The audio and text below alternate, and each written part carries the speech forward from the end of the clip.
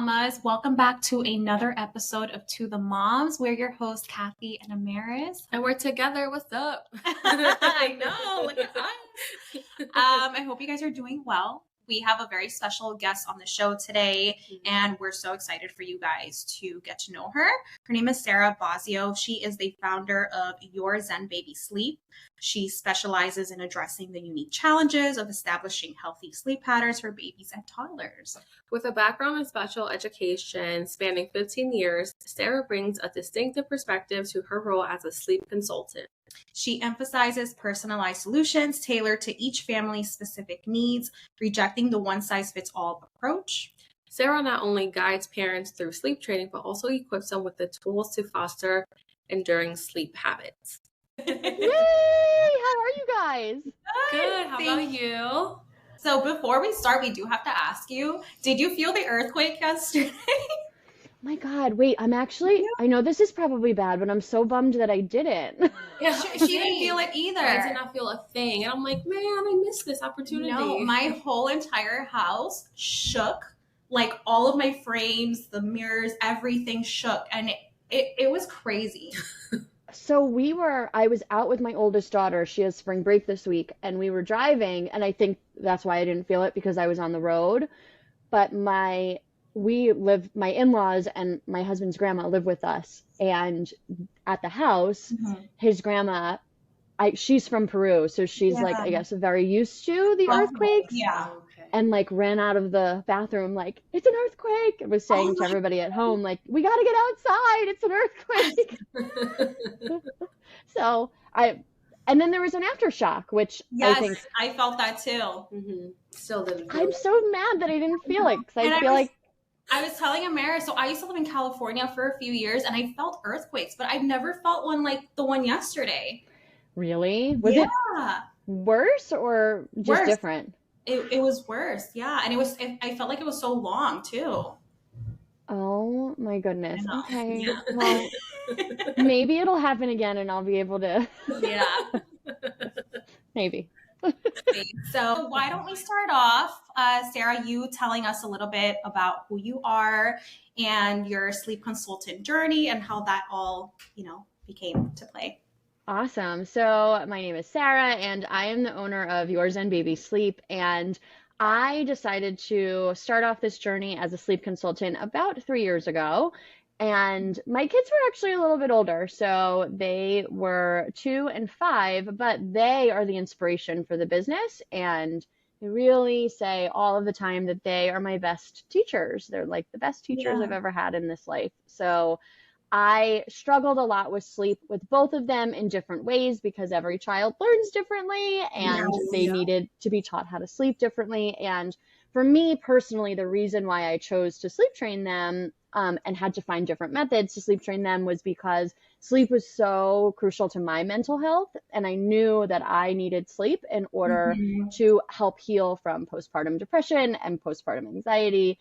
And it was a big piece of our family's, our family's priorities. Right. And what I found is there wasn't enough non-judgmental space for parents who were looking to prioritize sleep, but looking to prioritize sleep in an individualized way that also aligned with their own parenting philosophy, right? So my husband, actually, one of my biggest supporters, he said, you should do this. Like I was teaching at the time, so I was a special ed teacher. Okay. And he said, you already teach and you already work with families, and why don't you do this? Why don't you help families with sleep? So it started off as like, all right, cool. It'll be a side hustle, and, I can bring in a little extra cash to go to Disney World. And it's evolved into, I'm not teaching in the classroom anymore. That is so inspiring. Wow. It really is. Thank you. Thank you. Yeah. So my whole goal was just to empower mostly moms, but families, right? Like families in general, to just be able to make sleep a priority in a way that feels really good for them. Yeah. That's amazing. And I feel like you said, like it's something that a couple years ago just wasn't really talked about as much. I feel like moms, they kind of feel bad or like ashamed to admit, judged to admit that, their child's not sleeping through the night, or they're not getting adequate sleep. And Yeah. Yeah. I feel like there's a lot more awareness now to that now. Mm-hmm. There is. And, you know, I want people to feel like it's, you know, every body, like our physical bodies, Mm-hmm. manage sleep deprivation in different ways. And Yeah. if there's plenty of parents out there who are actually my husband being one of them, like who are totally good with like 4 or 5 hours of broken sleep, it like doesn't affect them. Yeah, and if that's you, it's like Good for you. That's my husband too. He's the Same. same way. Mm-hmm. Your good husband, for you. Yeah. Yeah, and for me, it just is not my body. Yeah. I know. So I didn't get any sleep last night because I have a toddler. He's 20 months now, and he doesn't sleep through the night still. His sleep is not good. And I was so tired on my drive here this morning. I'm just like, I'm a cranky person. My whole mood shifts. It's not a fun time. Yeah. it's not fun. Yeah, and when you feel like it's not, you know, if your body doesn't feel good, so much, we sacrifice so much as moms, right? Yeah. And we're programmed to just sacrifice. But it's okay to not sacrifice sleep because, you know, you're not a bad mom if you choose to prioritize sleep for you so that you can show up and be the best mom because your body needs sleep. It doesn't matter that Instagram says my body. Yes. Right? Mm-hmm. Right. So I really think that there needs to be a platform for that everybody can choose their own, but don't judge the people who choose sleep. Right. No, I completely agree with that. 100%. I remember becoming a first-time mom. When I went back to work, it was really hard. And I had my boss tell me, I understand you're a mom, but it's been a month back from leave, but I need you here 100%. And I remember thinking, what am I going to do? I'm so tired. I can't get my infant to sleep. This is crazy. So we ended up going in the route of co-sleeping just to get just a little bit more sleep. And I wish I didn't. I wish I like stuck it through the nights, especially I don't work there anymore. So it's like, was all this co-sleeping was it really worth it? Yeah. So now I'm still co-sleeping with my kids and I can't get them out of the bed. But how old are they? One day, if you will. One day, yeah, and that's like what Catherine just said. It works for you right now, so like it's all good. If it works for you, there's no reason to change it because nobody else is in that bed except you every night. You know. That's true. Well, you and a couple kids, but whatever, it's all good. Your kids are similar age to. You said yours are 2 and 5, Sarah. So they were 2 and 5. Okay. So they're 5 and 8 right now. 5 and 8. Okay, I'll have a 5-year-old in a couple of months, and my daughter just turned 3, so we're all just cuddling up in bed. It's all good. I know that eventually they won't be in bed with you, right? That's the other thing that like if it works for you now, eventually they're not going to be in bed. They're going to be out, and you might look back being like, "Oh, I missed that." Yeah. I kind of co-sleep my little one too. Well, he has his own room and he has a floor bed, like a toddler floor bed. And I'm able to put him down and he's good for like a few hours. But the minute he wakes up and he realizes I'm not there, I have to jump in bed with him. So we're kind of like working through that right now. But it's tough. Yeah. But it works for you. It works right now. Right now it's working. So. Yeah, it works for you. It's okay. It's all good. We have some questions to ask you. Some of our listeners wanted to know, how do you approach night wakings, especially for children who are consistently waking up throughout the night? Okay, good question. So what I always, I'm going to answer it and be more specific with age and kind of truncate it. So kids, it's extremely, almost necessary that babies need feedings, through the age of 3 or 4 months, right? And then around 3 or 4 months, we start to see those feedings consolidate, and some babies drop feeds altogether, and some babies keep them until they're 6 or 8 months, right? So we're going to use that as our parameter, and I'm going to use that as my base to say, if a child is waking up for a feeding because they need to be fed, or because your pediatrician has said we need to maintain night feedings, we need to feed them, right? And then if it's beyond that, so what I like to really, I guess, segment is when, if we want to prioritize sleep and if we want to understand why we're waking up so often, let's look at what they need and then meet the need with an appropriate matched response. So I'm going to actually play devil's advocate to explain this and kind of do it backwards. So during the daytime, now let's talk about a baby, right? Your baby is, let's say, 10 months old. During the daytime, they're cueing to you, I'm hungry, right? Maybe they have sign language and they're actually saying like eat, or they're, doing milk, or they're pulling at your shirt if you're nursing. You are probably not going to take the baby and put them in the crib and be like, okay, here you go. See you, right? The need is feeding. So I'm going to match that need and I'm going to nurse you. Or I'm going to offer you something to eat. Same thing in the middle of the night. If they're waking up in the middle of the night and they're needing to eat because you know that this is a scheduled feeding or, whatever, we're going to meet it with feeding. Now let's take that same 10-month-old who we probably know generally does not need to eat in the middle of the night anymore, right? Usually by 10 months, we've eliminated night feeds, or they may not be nutritionally necessary because we're getting most of our calories in the daytime. Right. If they wake up in the middle of the night and they're waking because of a sleep cycle transition, and the only way that we know to get them back to sleep is to feed them. Yeah. Now we're taking the need, which is sleep, and we're meeting it with a different type of response, right? So we're meeting the need to sleep with food. And again, I think that we made this clear in our previous, question. Yeah. If that's good for you, it is all good. However, if you want to understand the reason for waking, and if you're listening and you're saying, oh my gosh, this is me, my 10-month-old wakes up 3 times a night and they weigh 20 pounds, like I don't understand why they need to feed so much. It's because they're used to having their need is met with a different response. So in order to troubleshoot that, we want to start out the beginning of the night with them understanding how to fall asleep, like what sleep associations are related to falling asleep on their own. So I'm a really big proponent in like completely awake and not drowsy but awake. I think drowsy but awake is really, really sticky and subjective.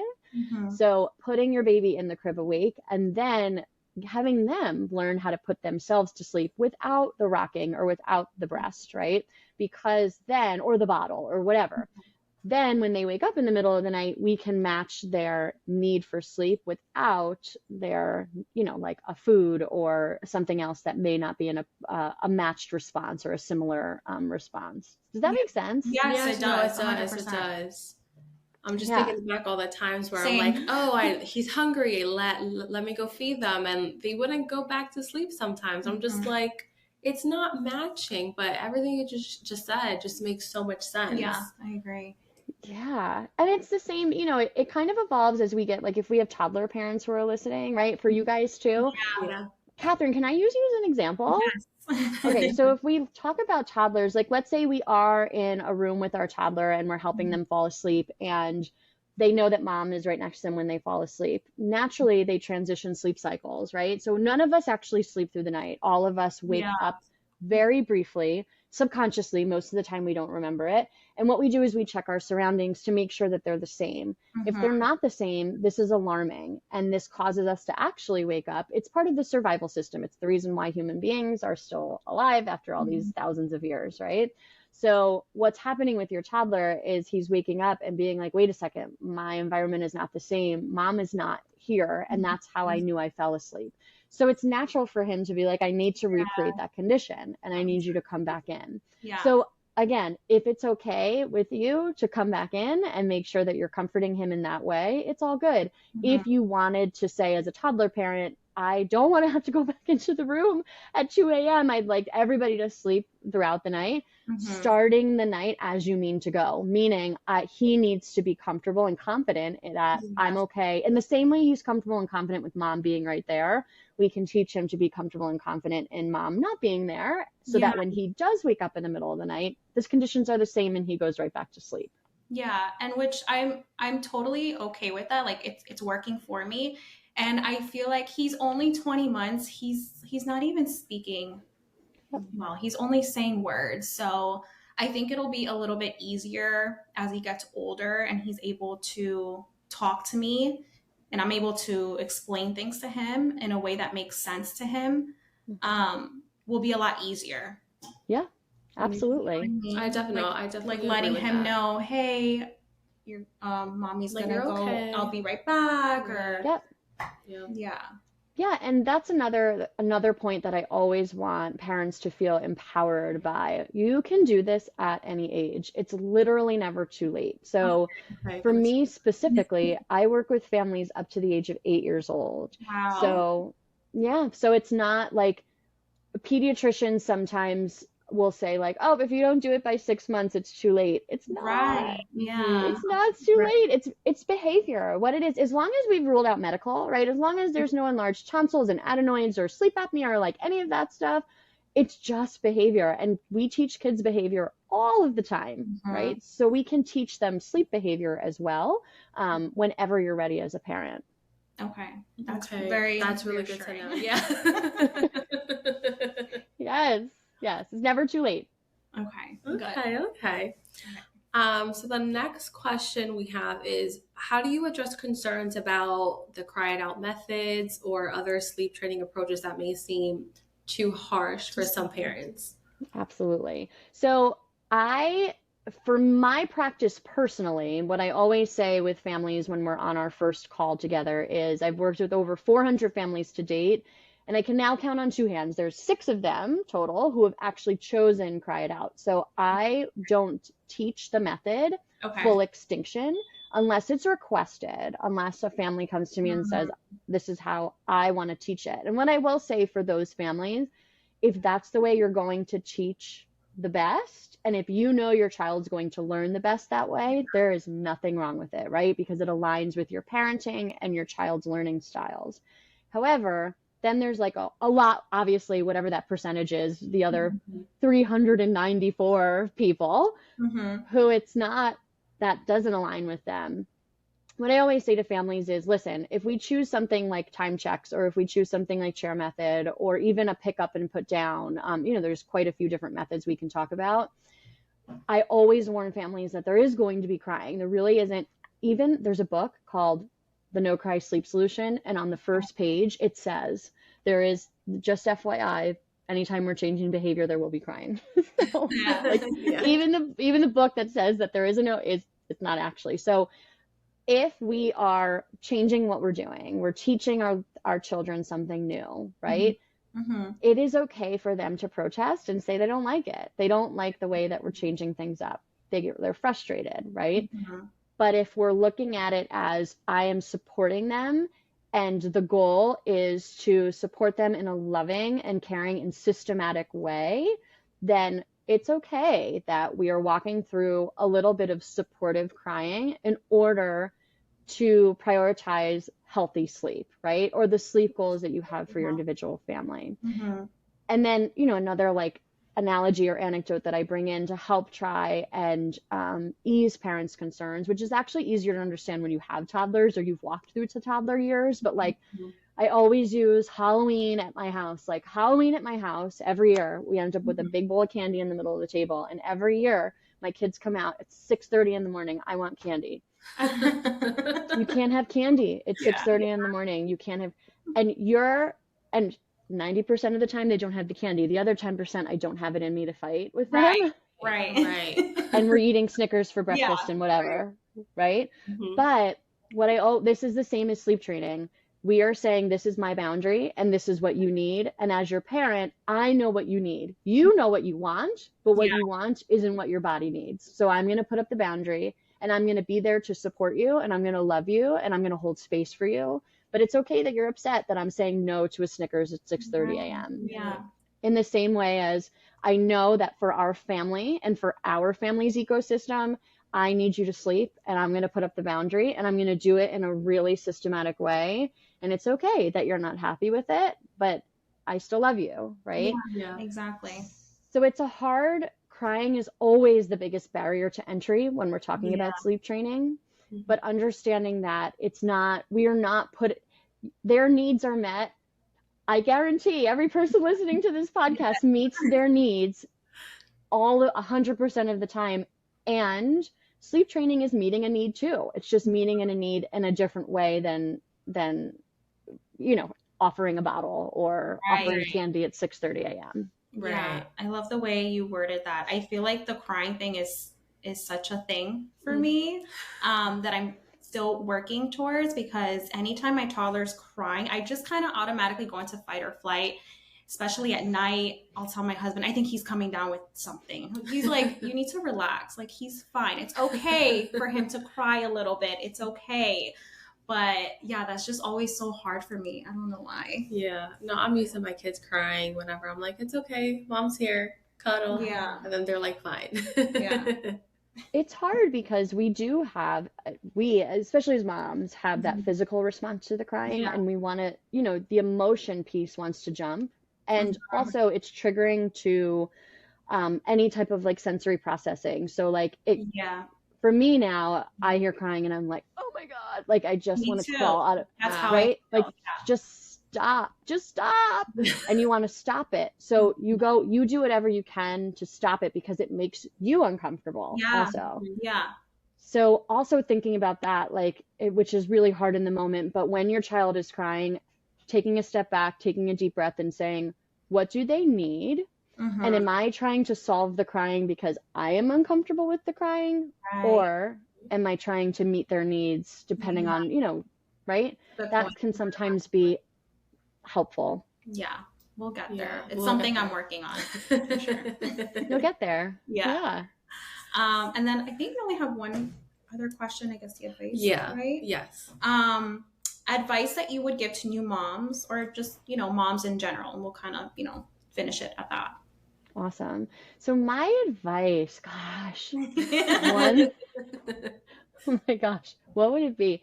Okay, I'm going to go with follow your gut. And I want to elaborate on this a little bit because this is something that I had to work on. And I remember having a conversation with my mom 8 years ago when my oldest was born. And it was just her 8th birthday. So it was 8 years ago and she was like 2 weeks old and I was sitting there probably in tears being like, but Mom, I don't know what to do. And Google says this and Instagram says this and Facebook says this. And my mom was like, what? Yeah. She goes, well, what does your gut say? And I said, I don't even know. And she said, I think your gut is so muted and you're not even able to pay attention to it because we have so much information available to us. Sometimes. Right? Yeah.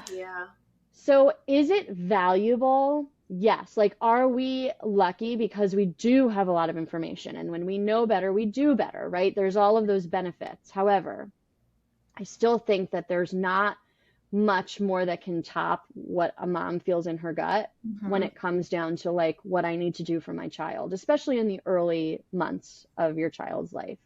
So taking a step back and knowing that if you find one or two trusted sources, like maybe one of your parents who have walked through this before, right, and then, a blog that you go to often, and those are your two go-tos. Instagram is fake. Like, not everybody is having a really great time up every 4 hours with their baby, rocking them. That's not real. Don't compare and follow your gut, because that's going to make your journey into motherhood a lot more joyful when you just focus on you and the baby and not the noise around you. I'm taking all of this advice in because I need it. That was really good. No. Yeah, that was great. Thank you. I have to follow that advice myself sometimes. Don't we all? Yeah, we do. I know that's all the time that we have, but where can our listeners find you? Good question. So you can follow me on Instagram. My handle is at Your Zen Baby Sleep.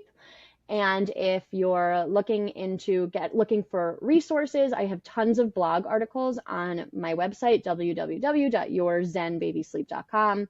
I also have a YouTube channel, so a lot of topics are covered on my YouTube channel at Your Zen Baby Sleep. And you can feel free on my website to book a call. So I offer free 15-minute assessment calls just to get an idea of your sleep situation and talk a little bit about my one-to-one support. So most of what I do is work with families one-to-one on their little one sleep and accomplishing your individual sleep goals. So give me a call. Awesome. All right. Well, thank you so much. I hope you Thank enjoy the you. rest of your day. Yeah, thank you so much for coming on our show. I know. Yeah. Thank you for having me. This was lovely. Absolutely. Yes. All right, guys. I'll talk Enjoy to you the rest both of your soon. day and your All weekend. right. Bye. Thank you. You too. Bye. That was good. Wasn't it so good? Yeah. I feel like I learned so much. I feel like I was the listener in this podcast episode. Same.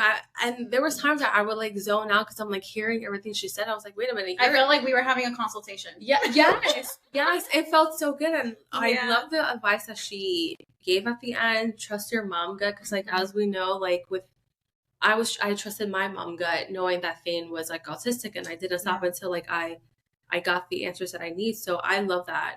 And I feel like Amaris is really good with that. And I know I've been in situations where I've gone to you for advice and you're always like, well, what's your mom gut? And I'm just looking at your question because my mom gut is muted, like Sarah said, because I have all like too much information in my hands. I have all these Facebook groups that I'm constantly checking. I still have my What to Expect app because there's a August babies born in 2022 group, and like people are always just putting something on. Yeah, so I need to kind of tune it out, or like Sarah said, like just stick to one or two sources. So obviously, like I always go to you and my mom, and then or a my blog, aunt, and then I'll probably like a blog, but leave it at that because it's too much, and like I get so overwhelmed, and I'm like, oh, well, is it this, and then I fall into this rabbit hole that I can't get out.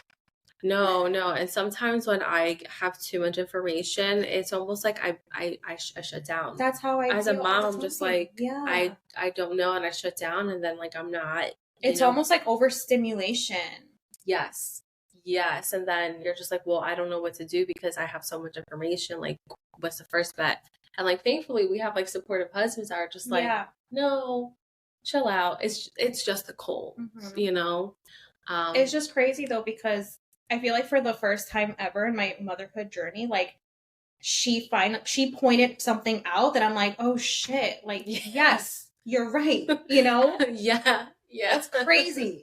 Yeah, no. Like now I know I need to I'm definitely going to take her advice, and I'm just we're gonna start trusting our mom gut more, and so should you. Yes. But thank you so much for tuning in. We're going to leave Sarah's handle in our bio, and when we post it on Instagram and YouTube, her handle will be there as well. So if you have some sleeping questions, give Sarah a call. Yeah. Until next time. Bye guys.